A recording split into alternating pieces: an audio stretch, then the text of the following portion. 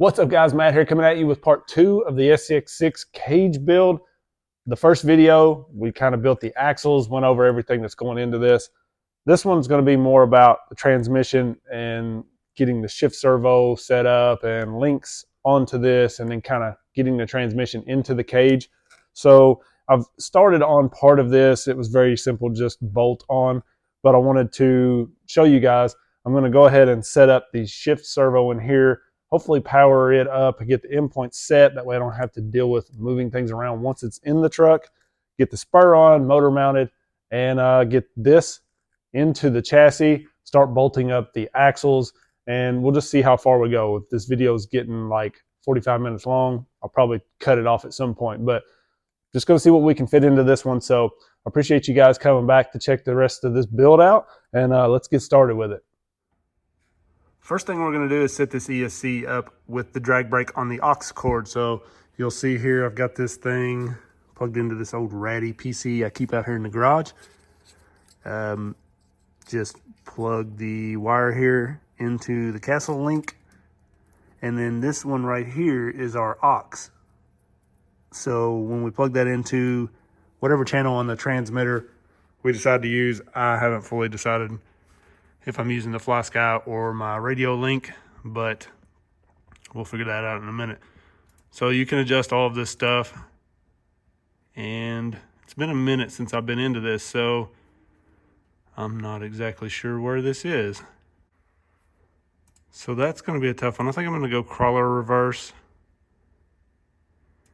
BEC voltage. We're going to bump that up. Definitely. We want as much as we can get out of that. This is huge. Disable idle beeps. These Castle ESCs, if you don't check that, it'll just constantly beep at you. Bleep. It drives you nuts. All right, so this setting is under the advanced tab. It took me a minute. I couldn't remember where it was, but you'll see auxiliary wire mode, and it's on none. So we can set this up. Normally I do the drag brake adjustment, and that allows me to dial it up or down to 0 drag brake or 100. I'm going to try this rock race / crawler mode. We'll see if that works, because I would love to be able to crawl with this and have just forward straight to reverse on the transmitter. But when I'm in rock race, maybe have forward brake reverse. So when I'm bouncing a hill and I lock up the brake, it doesn't just go straight into reverse. So I'm going to try that. I'm not sure if that's what that is. If you guys know, let me know. But I do have a B-Link. I may just go ahead and install this in there as well. That way I can kind of adjust this stuff with my phone. So I'm going to set it at that for now. And then once we install this thing and see how it's working, we can always change it through the app, I guess. I really haven't played with that much either. All right, so I skipped some of the boring stuff here, hooking this up, mounting the servo. I've not got this screwed in yet because I'm probably going to have to adjust it to get the arm on here. But I wanted to show you guys what I've got going. So obviously, I went ahead and plugged in the B-Link because I'm probably going to be tuning on this thing as I run it. You know, it's not going to be exactly what I want, more than likely, so I can do that through the app on my phone. And so I plugged the ESC into channel 2 through the B-Link. I'm just going to leave that, put it in the receiver box for now. Then I put the shift servo on channel 4, which I connected to this switch here. So when I hit that, it's going to shift from low to high. And then the aux cable that I was talking about is just a signal wire here, this white one. Connected it to channel 5, which I put on this switch. And what you'll notice with that is when I'm running this, if I let off the throttle, that thing stops dead. So that's going to be good for crawling. It will hold. When you let off the throttle, it'll hold. If I click that button, when I let off the throttle, you'll notice it kind of idles down. So that will be good for bouncing and hitting hills. So I'm going to try that. I think that will work. If that doesn't work for me, I will just put the drag brake on a knob like I normally do and adjust it like that on the fly to where it's 0 to 100, whatever I want. And I may end up wanting to do that anyways, because sometimes when I'm bouncing, I like a good amount of drag brake if I'm on a huge hill.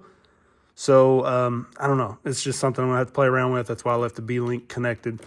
But first off, I'm just going to go ahead and get this hooked up. I wanted to set my endpoints. All right, so I'm going to go to my channel 4.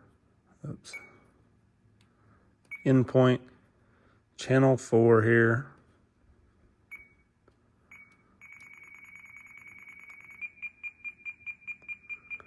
I'm just going to turn it way down. Now that moves much less. That will give us a little room in here to play with this thing. I did go ahead and put an aluminum mount here for the shift servo, just so we don't get any play in there. Now you can see I'm going to have to adjust my endpoints. I started out low with my endpoints, that way I could work my way up and I wasn't straining my servo or possibly burning it out. All right, so I'm going to try that. Well, we'll see. I've got to get the motor and everything hooked up to know if I'm switching gears well. But we're at least close now. And I don't have to try to do all of this once it's in the truck.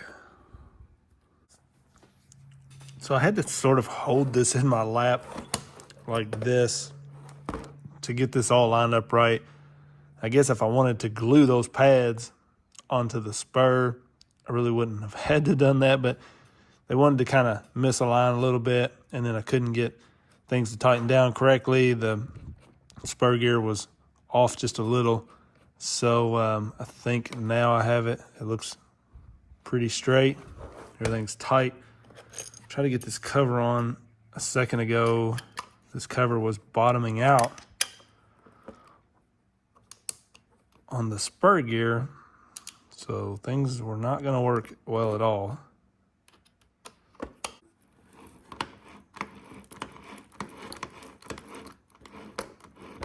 Pretty good and smooth.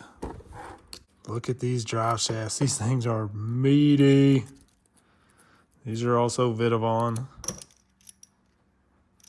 Nothing but the best on this build. Let's go. I'm getting hyped. Basically flush with the end of the motor shaft, I think. Looks pretty good. Yeah, that looks good. We're up and running. At 8 volts, this little cheap servo is running pretty warm. It is rated to 8.4. It says it right there on the front of it. You can see this is a cheap 40 kg. These things pretty cheap anyways, but seems like we're shifting now. So you can tell that's high gear right there. And low. So if I'm giving it a little throttle and I shift,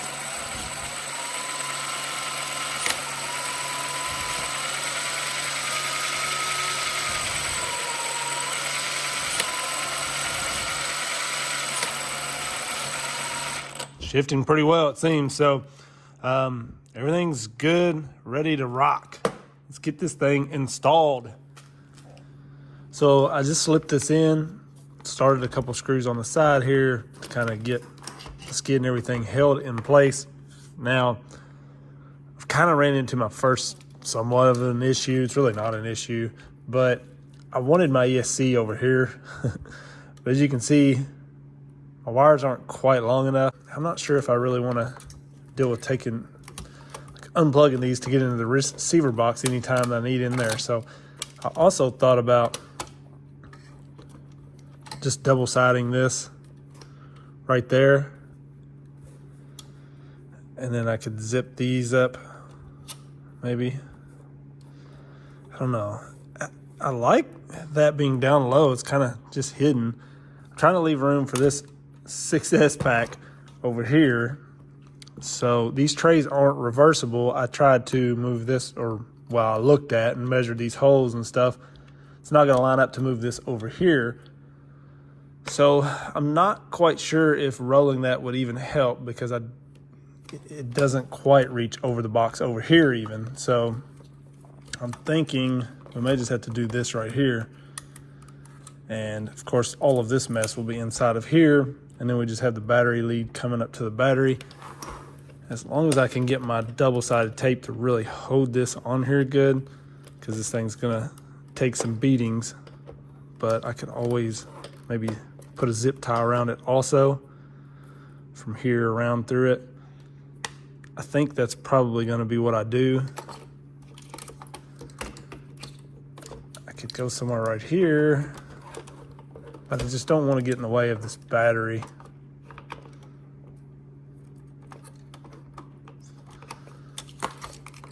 So I think it's going to go on the front here, but as you can see, everything went in very well. I didn't mention before that this is just kind of bolted together. So, you know, these sides are all one solid piece, and then you have these crossbars that you just bolt into, and I haven't tightened any of those up yet. But I do like that, because if I need to go in here to get to this motor to adjust my mesh on my gears, I can just take this one bar out and get into here very easily to move that motor around.